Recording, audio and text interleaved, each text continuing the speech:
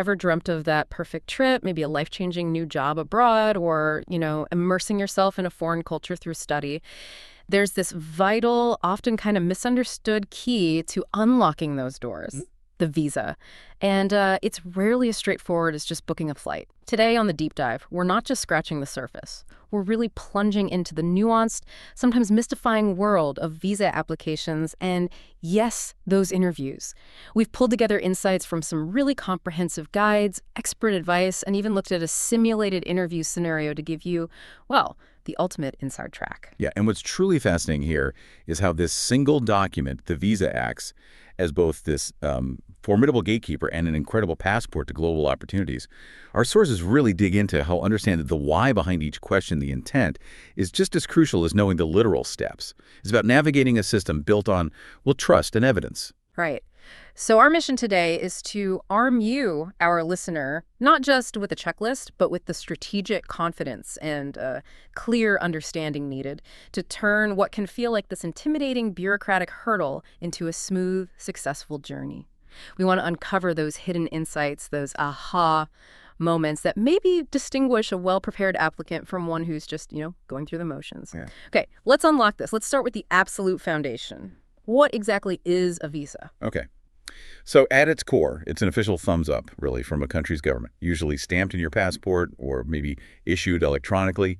It grants a foreign citizen permission to enter, stay, or just pass through for a very specific purpose and a set amount of time.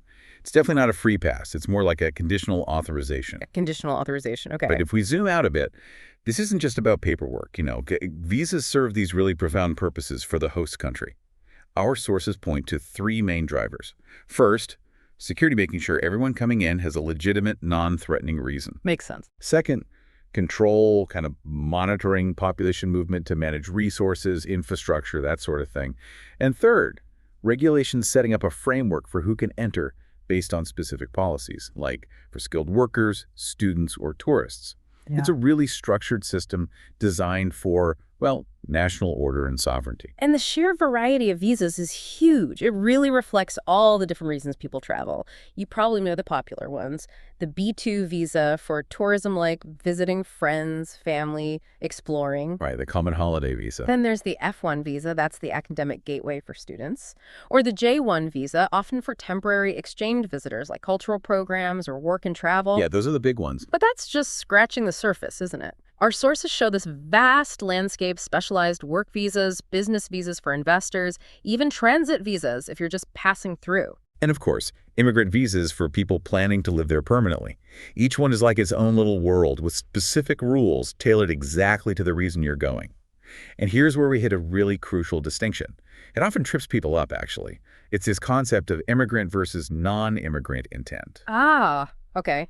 Explain that. Well, most temporary visas, like that B2 tourist visa, the F1 student visa, the G1 exchange visa, they're non-immigrant visas.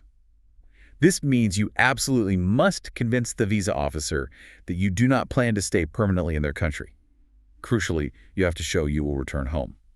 So the assumption is you might want to stay. Often, yes. The law in many places presumes immigrant intent, especially for certain countries or visa types, so the burden of proof is totally on you to demonstrate strong ties pulling you back to your home country. This fundamental idea, it underpins almost every single question you'll face in the process, especially the interview. Which brings us neatly to what many people find the most challenging, the most nerve-wracking part, the visa interview itself. Our sources had this really insightful simulated dialogue, and it brilliantly highlighted the core questions. Even had this funny, almost fantasy ending where the applicant magically got a resident visa instead of the tourist one they applied for. Yeah. A good reminder that while we can dream, the reality of strict visa categories means that kind of instant switch. It just doesn't happen. Yeah. Not in the real world. Wishful thinking. Exactly. The interview is where the rubber meets the road. It's not just about ticking boxes or verifying facts on your form. It's really about assessing your credibility, your intentions, your sincerity. The interviewer's main goal, especially for those non-immigrant visas, is to confirm two things. One, that your purpose truly matches your application, and two, critically, that you have compelling, demonstrable reasons to return home. They're trying to ensure you won't overstay or work illegally. Okay, so let's peel back the curtain on those common questions. The conversation nearly always kicks off with something like, Where is your final destination, and what is the purpose of your trip to the United States? Standard opener. Now, the key here, and this is a real deep dive nugget, is specificity and consistency. Don't just vaguely say, the U.S. Right. Be precise. I'm traveling to Orlando, Florida. Why? To visit my sister and her family for a 2-week vacation.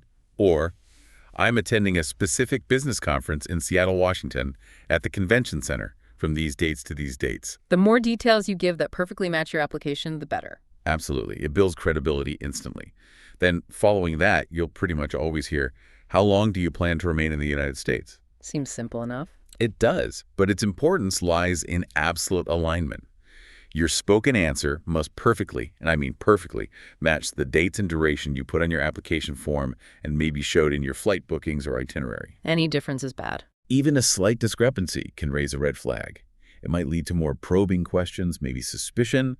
The officer's testing your attention to detail, and again, that consistency. Yeah. Are you telling the same story? Okay. And here's where it gets really interesting and often, like you said, the make or break question for non-immigrant visas. Tell me about the ties you have to your home country. Ah, yes, the ties question. This isn't just casual chat. It's the absolute core of establishing your non-immigrant intent. It's fundamental. So what exactly are these ties? Think of them literally as anchors. Strong ropes tethering you to your home country, giving you really compelling reasons to return.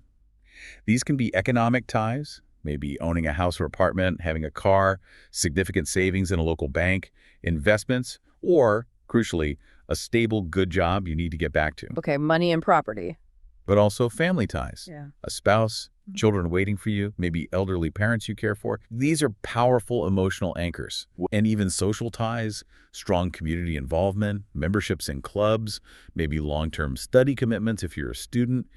Our sources really emphasize the stronger and more varied these ties are, the more convincing your case is. Well, what does this actually mean from the interviewer's perspective? They need to be convinced, like beyond a shadow of a doubt, that you are not a potential immigrant just pretending to be a tourist or student. Exactly.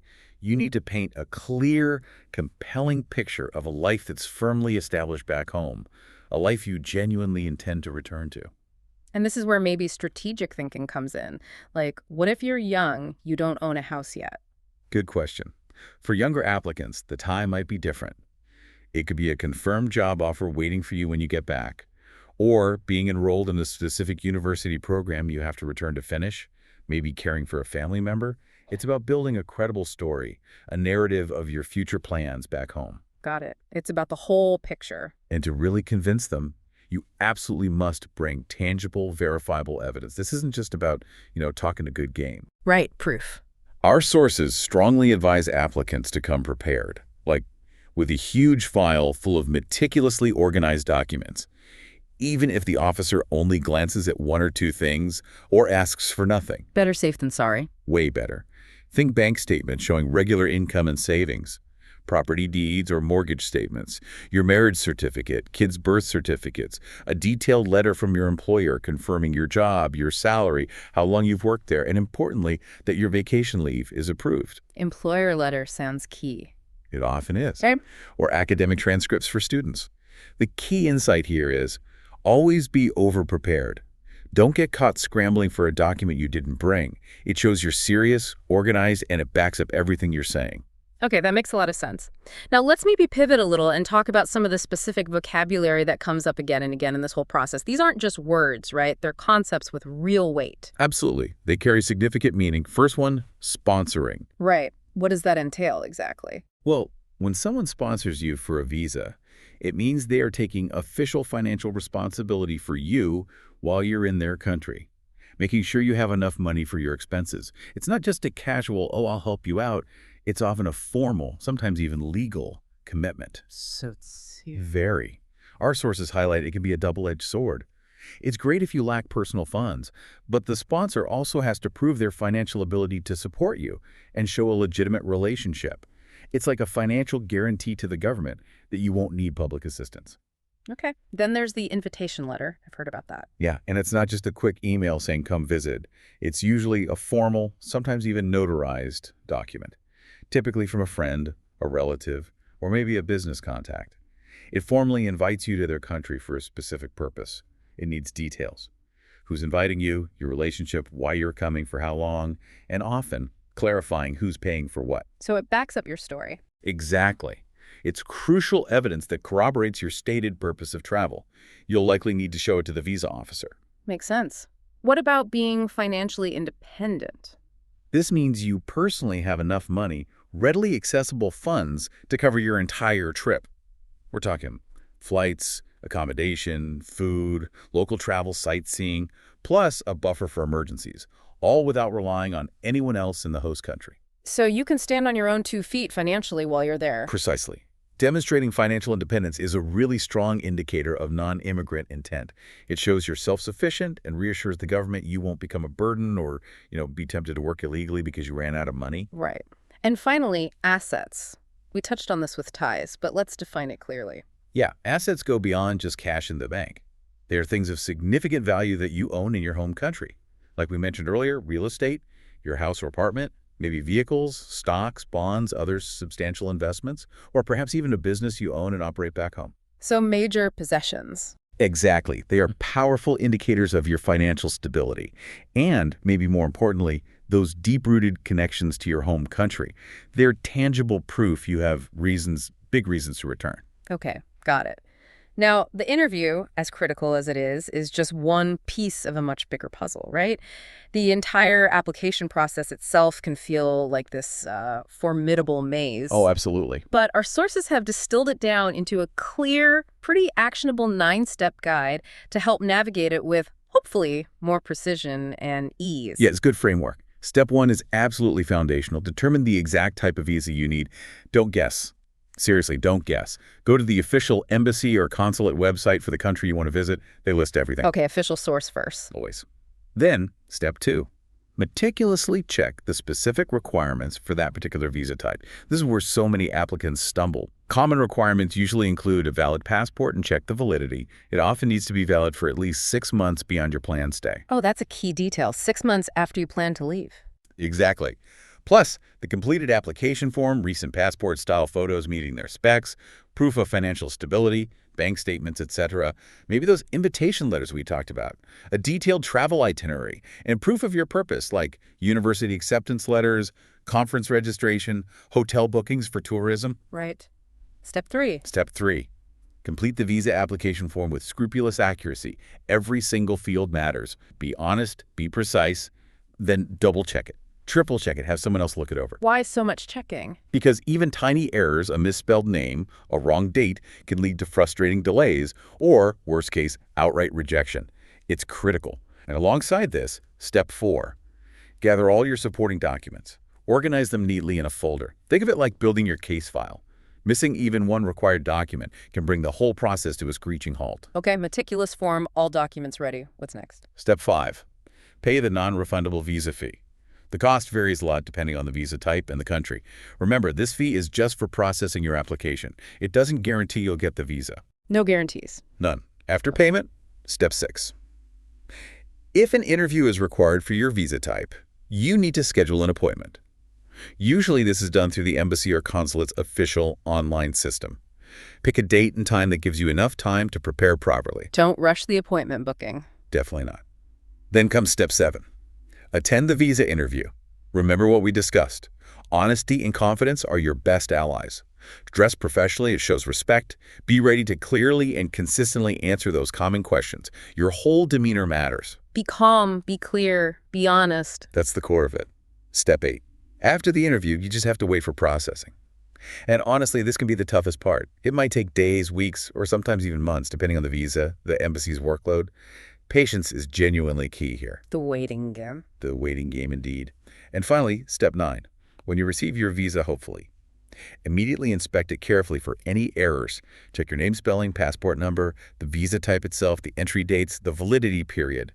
Is everything correct? Why check so carefully? Because a simple typo, like a misspelled name or a wrong date, could cause serious problems when you try to enter the country. You might even be denied entry. So check it the moment you get it. Wow. Okay, that's a clear roadmap. Our sources also highlighted some common challenges, right? Beyond just forgetting a document. Yeah, definitely. We've talked about incomplete documentation, but another big one is simply unrealistic expectations about processing times. People hear expedited and think it means tomorrow, when it might still take several weeks. Managing expectations is important. Crucial. Another subtle challenge can be cultural communication gaps during the interview. What seems like polite deference in your culture might be read as evasiveness or uncertainty by an officer from a different background. Being direct but polite is often best. That's tricky. It can be. And critically, even accidental misrepresentation, saying something that isn't quite accurate, even if you didn't mean to lie, can lead not just to a rejection, but potentially a long-term or even permanent ban from entering the country. Honesty is paramount. So the stakes are high. How do you succeed then? Any final tips? Well, the solutions often boil down to being proactive and informed. For long processing times, the answer is simple. Apply well in advance, months ahead if possible. To handle communication styles, practice articulating your answers clearly, concisely, directly, and above all, as we've said, be completely honest and consistent across your application and interview. So the big tips for overall success: start early, be meticulously honest, follow the embassy's instructions exactly, keep copies of absolutely everything you submit, and stay patient during the wait. And once you have the visa? Once you have it, always stick strictly to its rules. Don't overstay. Don't work if you're not allowed to. Carry copies of your visa and passport separately from the originals when traveling. And of course, always respect the laws and culture of the country you're visiting. So there you have it, a comprehensive, hopefully strategic deep dive into applying for a visa. It's definitely a detailed journey, isn't it? It really is. But with careful, informed preparation and really understanding these specifics, it seems like it truly can be a smooth, successful process. Absolutely. By understanding that core difference between immigrant and non-immigrant intent, by mastering those key interview questions, preparing your documents meticulously, and really getting the strategy behind each step, you're not just boosting your chances of success, you're basically transforming what feels like a daunting administrative task into an exercise in, well, informed confidence. You know what you're doing. Yeah. A visa, then, it's not just a stamp or a file on a computer. It's your meticulously earned key to unlocking new opportunities, creating unforgettable experiences, and really exploring the world. Which I think raises a really interesting final question for you, our listener. Armed with this deeper understanding, maybe this enhanced confidence, what new destination, what new opportunity, maybe what personal growth might you now pursue that perhaps once felt out of reach? How will knowing how to navigate these systems potentially open up the world for you in maybe unexpected ways? That's a great thought to end on. We certainly hope this deep dive has helped clarify and maybe illuminate the path for your next great adventure. Until next time, stay curious and keep exploring.